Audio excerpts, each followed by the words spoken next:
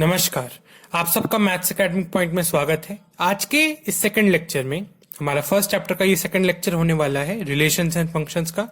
पिछले लेक्चर में हमने क्या क्या देखा था, रिलेशन क्या होता है ना, बेसिक बातें आपको बताई थी, डोमेन, रेंज, को डोमेन, ये सब बातें हम जान चुके हैं पिछले लेक्चर में। और सेट्स का भी मैंने आपको थोड़ा बहुत बेसिक बताया था, मतलब बेसिकली इंट्रो देख लिया था इस चैप्टर का। अब हम इस चैप्टर में और आगे बढ़ेंगे। आज हम देखने वाले हैं टाइप्स ऑफ रिलेशन का, ये पार्ट नंबर 1 होगा, जिसमें हम देखेंगे what is a reflexive relation. ठीक है, हम रिफ्लेक्सिव रिलेशन के बारे में इस लेक्चर में जानने वाले हैं, और इसी हिसाब से नेक्स्ट लेक्चर में और जो भी कुछ टाइप्स हैं इस रिलेशन के वो जानेंगे, फिर फंक्शंस, फिर एक्सरसाइज के क्वेश्चंस। ठीक है, चलिए तो आज के लेक्चर में स्टार्ट करें। आज हम जानने वाले हैं टाइप्स ऑफ रिलेशन का पहला टाइप। तो देखिए, तो हमारे पास जो फर्स्ट टाइप ऑफ रिलेशन होता है वो होता है रिफ्लेक्सिव रिलेशन। आपने बुक्स में भी देखा होगा, नाम लिखा होता है रिफ्लेक्सिव रिलेशन। मैं आपको इसका A to Z सारी बातें बता दूंगा कि क्या क्या चीजें इसमें होती हैं, क्या अब इसमें कोई कंफ्यूजन ना रहे। ठीक है, रिफ्लेक्सिव रिलेशन, रिफ्लेक्सिव रिलेशन तो ये है क्या रिफ्लेक्सिव रिलेशन। अब यहां पर देखिए, सबसे पहले मैं इसकी कंडीशन लिखूंगा, फिर मैं आपको यहां पर सेट वाइज जैसे वेन डायग्राम से बना के बता देंगे, जिससे आपका कॉन्सेप्ट भी पूरा पक्का हो जाए। ठीक है, तो अब रिफ्लेक्सिव रिलेशन को देखते हैं। तो रिफ्लेक्सिव रिलेशन अब है क्या। ठीक है, सबसे पहले मैं इसकी कंडीशन लिखता हूं, अभी इसको लिखते हैं पहले। For all a belonging to a, ये जो हमारा एलिमेंट है ये खुद ही के साथ लिंक होना चाहिए, और ये जो होगा ये हमारे रिलेशन में बिलोंग करेगा। ठीक है, ध्यान से देखिए, ये जो हमारा रिफ्लेक्सिव रिलेशन है ये किस पे मतलब फोकस करता है ना। मतलब अब देखिए, रिलेशन क्या होता है कि possible connections between two sets क्या क्या हो सकते हैं। यही था रिलेशन, हमने पिछले लेक्चर में देखा था कि पॉसिबल कनेक्शंस जो दो सेट्स के बीच में हो सकते हैं उसको रिलेशन कहते हैं। रिफ्लेक्सिव रिलेशन होता है कि कनेक्शन जो एलिमेंट्स के बीच में होगा। नॉर्मल सी बात है, अगर दो सेट्स के बीच में कनेक्शन हो रहा है तो सेट्स के एलिमेंट्स ही तो कनेक्ट होते हैं ना, है ना, सेट के जो एलिमेंट्स है वही कनेक्ट होते हैं। तो यहां पर भी वही होगा कि हमारा एक सेट होगा कोई और एक दूसरा सेट होगा, और वो इस हिसाब से कनेक्शन बनाएंगे कि जो सेट फर्स्ट में है ना, जो हमारे पहले सेट का जो एलिमेंट है वही एलिमेंट दूसरे सेट में होगा और वही कनेक्शन बना रहा होगा। फॉर एग्जाम्पल, जैसे कि अगर मैंने एक रिलेशन लिखा है, जैसे कि अगर मैं अब सबसे पहले ले लेते हैं, जैसे कि मैंने एक सेट ले लिया ए, है ना। ए क्या मतलब सेट क्या होता है, कलेक्शंस ऑफ बहुत सारी चीजों का collection of elements, collection of distinct objects को क्या कहते हैं हम, सेट कहते हैं। तो मतलब अलग अलग चीजें होंगी, कुछ भी चीजें हो सकती हैं, एग्जिस्टिंग भी हो सकती है, नॉन एग्जिस्टिंग भी। तो यहां पर मैंने 3 नंबर ले लिए, 1 2 3, 3 नंबर का एक सेट ए है। अब मैंने ना कुछ कहा है यहां पर कि ये जो रिलेशन है ये इस ए सेट पर क्या है, डिफाइंड है। ठीक है, मतलब ये जो ए सेट है ये अपने साथ ही क्या कर रहा है, रिलेशन बना रहा है। ठीक है, अब यहां पर क्या होगा, अब यहां पर देखिए, अगर हमारे रिलेशन को रिफ्लेक्सिव बनना है तो मैं कहने की कोशिश क्या कर रहा हूं कि जो भी एलिमेंट हमारे सेट में होगा, जो भी एलिमेंट हमारे सेट में होगा वो खुद ही के साथ लिंक्ड होना चाहिए। ठीक है, मतलब यहां पे सेल्फ लिंकेज होनी चाहिए। अगर इस रिलेशन को रिफ्लेक्सिव होना है तो 1,1 इसमें एग्जिस्ट करेगा, 2,2 इस रिलेशन में एग्जिस्ट करेगा, साथ ही साथ 3,3 भी इस रिलेशन में एग्जिस्ट करेगा। ध्यान से सुनिए, यहां पर क्या होगा कि अब देखिए, ये जरूरी नहीं है कि यहां पर एक सेट ए है तो आपको एक दूसरा सेट बी भी दिया जाए, ये जरूरी नहीं होता, क्योंकि देखिए यहां पर हम ऑर्डर्ड पेयर बना दे, कार्टेशियन फॉर्म बेसिकली यहां पर हम यूज कर रहे हैं कि जैसे कि हमारा एक सेट ए है, तो अब डायग्राम से समझिए। ठीक है, ये सेट हमारा ए है और ये सेट क्या होगा, अपने साथ ही क्या कर रहा है, लिंकेज बना रहा है।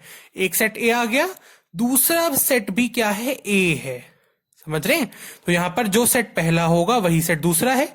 अब इसके जो एलिमेंट्स होंगे, दोनों के एलिमेंट्स भी सेम ही होंगे, नॉर्मल सी बात है, 1 2 3, इसके भी 1 2 3।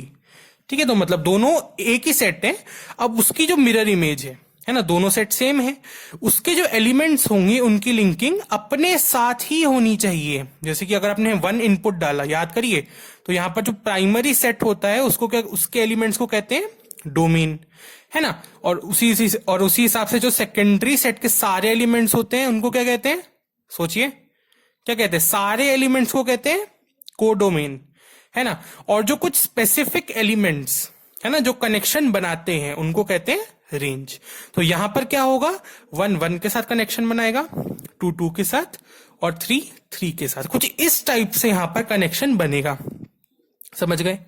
यहां पर अब देखिए ये वाली जो कंडीशन है, ये मैं आपको बता रहा हूं, ये कंडीशन बहुत ही ज्यादा इंपॉर्टेंट है। क्यों है, अब इसको आराम से समझिए। यहां पर ये जो कंडीशन है, ये आप जब भी कोई रिफ्लेक्सिव रिलेशन का क्वेश्चन करेंगे तो ये कंडीशन आप हर क्वेश्चन के स्टार्टिंग में लिखेंगे, ठीक है। और इस सिंबल का, अब मैं इस पूरी कंडीशन को भी क्या कर देते हैं, एक्सप्लेन कर लेते हैं पूरी कंडीशन को। तो ये जो सिंबल है उल्टा ए, इसका मतलब होता है फॉर ऑल, लिख लीजिएगा आप, ठीक है। यहां पर सारी बातें लिखिएगा।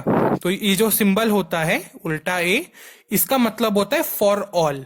ये स्मॉल ए का मतलब है एलिमेंट्स, स्मॉल ए का मतलब है एलिमेंट्स, और सारी सारी जो बड़ा वाला ए है ये क्या है, सेट है। तो यहां पर इसको आप थोड़ा सेंटेंस वाइज पकड़ के देखिए। तो क्या है, for all elements of a set, ध्यान से देख लीजिए। ये वाला जो एप्सिलॉन होता है इसका मतलब क्या होता है, बिलोंग्स टू। अब यहां पर इसको जोड़ जोड़ के, टुकड़े तो आपको मिल गए, अब इनको जोड़ के एक पूरा सेंटेंस समझिए। For all elements belonging to a particular set A comma A should belong to relation R. मतलब कोई भी आपका एक सेट हो सकता है, जैसे कि ए, ये एक सेट है, यहां पर जितने भी एलिमेंट्स होंगे, ये बात बहुत ही ज्यादा इंपॉर्टेंट है, जितने भी एलिमेंट्स होंगे उनके लिए जो लिंकिंग है वो खुद ही के साथ एग्जिस्ट करनी चाहिए। जैसे कि 1 है तो 1 1 होगा, 2 है तो ये 2 2 होगा, 3 है तो 3 3 भी होगा, ठीक है। अब यहां पर यही चीज है कि a comma A should belong to relation R. तो ए कॉमा ए मतलब वही एलिमेंट जो होगा वो अपने साथ ही कनेक्शन बनाएगा, और वो जो कनेक्शन का ऑर्डर्ड पेयर है वो हमारे रिलेशन में एग्जिस्ट करना चाहिए। अभी इसी के हिसाब से और एग्जांपल देखते हैं। पहले कॉन्सेप्ट इसमें इतना ही था कि आपका देखिए एक आपका सेट होगा, उसमें कई एलिमेंट्स हो सकते हैं, कई सारे एलिमेंट्स हो सकते हैं, तो सारे एलिमेंट्स की लिंकिंग खुद ही के साथ होनी चाहिए। कार्टेशियन फॉर्म में तो ये होता है ना कि जो भी आपका एक सेट होता है उसी के सारे एलिमेंट्स खुद ही के साथ लिंकिंग करें। तो ये रिफ्लेक्सिव रिलेशन का कॉन्सेप्ट है। ये कंडीशन आप ध्यान से देख लेंगे, ठीक है। और इसके जो आज के लेक्चर के नोट्स हैं वो भी आपको डिस्क्रिप्शन बॉक्स में मिल जाएंगे, डाउनलोड कर लीजिएगा, ठीक है। क्योंकि हम 3 एग्जांपल्स देखेंगे रिफ्लेक्सिव रिलेशन के, मैं सेट्स बनाऊंगा, आप बताएंगे कि ये रिफ्लेक्सिव है कि नहीं है। रिफ्लेक्सिव समझ गए ना, कोई भी एक सेट में एलिमेंट्स होंगे वो खुद ही के साथ कनेक्टेड होने चाहिए, बस इतना सा काम है, ठीक है। अब यहां पर देखिए, जैसे कि मैंने एक सेट ले लिया ए इज इक्वल टू, इसमें एलिमेंट्स है 1 2 3 4, 4 एलिमेंट्स हैं, ठीक है। अगर मैंने इसको बोला आप इसके लिए एक रिफ्लेक्सिव रिलेशन बनाइए, तो मैं आपको ये बोलूंगा अभी करिए वीडियो को पॉज और ट्राई करिए बनाने का, ठीक है। एक बार पॉज करके ट्राई कर लीजिए कि बन रहा है कि नहीं बन रहा है। वैसे है तो धीरे धीरे आप पढ़ते जाएंगे तो आपको अपने आप ही पता चल जाएगा क्या करना है, ठीक है। एक बार ट्राई कर लीजिए, ठीक है। अब यहां पर अगर आपको इस सेट के लिए रिलेशन बनाना है वो जो रिफ्लेक्सिव हो, तो रिफ्लेक्सिव रिलेशन की कंडीशन क्या है, सारे elements for all elements of a set A comma a, इससे कंफ्यूज मत होइएगा इस वेरिएबल से, इसका मतलब है सारे सेट्स खुद ही के साथ कनेक्टेड होने चाहिए और वो हमारे रिलेशन में एग्जिस्ट करेगा, ये आर रिलेशन है, ठीक है। अब यहां पर जैसे कि ये हमारे यहां पर कितने एलिमेंट्स है, 1 2 3 4, 4 एलिमेंट्स हैं, तो इनका कनेक्शन खुद ही के साथ होना चाहिए। 1 का 1 1 होगा, ठीक है, 2 के साथ 2 ही कनेक्टेड होगा, और 3 के साथ 3 ही कनेक्टेड होगा, और 4 के साथ 4 ही कनेक्टेड होगा, ये बात है। तो ये हमारा रिफ्लेक्सिव रिलेशन कहलाएगा, ठीक है। अब मैं आपको एक रिलेशन देता हूं, आप बताएंगे कि वो रिफ्लेक्सिव है कि नहीं है, ध्यान से देखेंगे। तो ये एक सेट वापस से पूरा का पूरा सेम, जैसे एक सेट मैंने ले लिया 5 8 और 9, ठीक है। और यहां पर मैंने एक रिलेशन दे दिया 5 5 और 8 8। अब मुझे आप बताइए क्या ये रिलेशन रिफ्लेक्सिव है कि नहीं है। ध्यान से देखिए, पॉज कर लीजिए करना है तो, और आराम से एक बारी देख के मुझे बताइए कि ये रिफ्लेक्सिव है कि नहीं है। तो ये रिफ्लेक्सिव नहीं है, है ना। अगर आपका आंसर रिफ्लेक्सिव नहीं है तो मतलब समझ में आ रहा है आपको, नहीं है तो भी आ रहा है समझ में, है ना, धीरे धीरे आ ही जाएगा समझ में। तो रिफ्लेक्सिव ये रिलेशन नहीं है। इसका रीजन क्या होगा, क्योंकि मैंने अभी आपको बताया ये सिंबल का बहुत बड़ा सिग्निफिकेंस है, ये है फॉर ऑल। मतलब जितने भी एलिमेंट्स हैं, जितने भी एलिमेंट्स उस सेट में डिफाइंड हैं, सब खुद से कनेक्टेड होने ही चाहिए, सारे होने चाहिए आपके रिलेशन में। जैसे कि यहां पर 1 2 3 4 है ना, तो उस रिलेशन के लिए क्या था, उस सेट के रिस्पेक्टिव रिलेशन में 1 1 2 2 3 3 4 4 सारे सेट, मतलब सेट में जितने एलिमेंट्स थे सबका ऑर्डर्ड पेयर अवेलेबल था। ठीक है, लिखना रेस्पेक्टिव रिलेशन है ना, जो रिस्पेक्टिव सेट होगा जिसके एलिमेंट्स हैं उनका ऑर्डर्ड पेयर उस सेट में अवेलेबल होना चाहिए, जिसमें क्या हो, जो कनेक्शन हो वो उस एलिमेंट का खुद ही के साथ हो। यही बात है। अब यहां पर देखिए, यहां पर 5 के लिए 5 5 है, 8 के लिए 8 8 है, पर 9 के लिए 9 9 तो है ही नहीं, है ना, 9 के लिए 9 9 नहीं है, तो ये रिफ्लेक्सिव रिलेशन नहीं कहलाएगा। समझ रहे हैं क्या कह रहा हूं, है ना। अब तो स्टार्टिंग से समझ में आ रहा है। अब लास्ट में देख लीजिए, बस ये एक हमारा डायग्राम से देख लीजिए बस। जैसे कि देखिए यहां पे मैंने लिखा 5 6 9, ठीक है, यहां पे लिख दिया 10 11 और 12। तो मुझे बताइए, अगर मैंने ये दो अलग अलग सेट्स दे दिए आपको, है ना, मान लीजिए कोई अलग अलग सेट्स दे दिए, तो इनके बीच में कभी रिफ्लेक्सिव रिलेशन बन सकता है क्या? ध्यान से देख के बताइए। अब कुछ भी कर लीजिए, क्या यहां पर कभी भी रिफ्लेक्सिव रिलेशन बनेगा?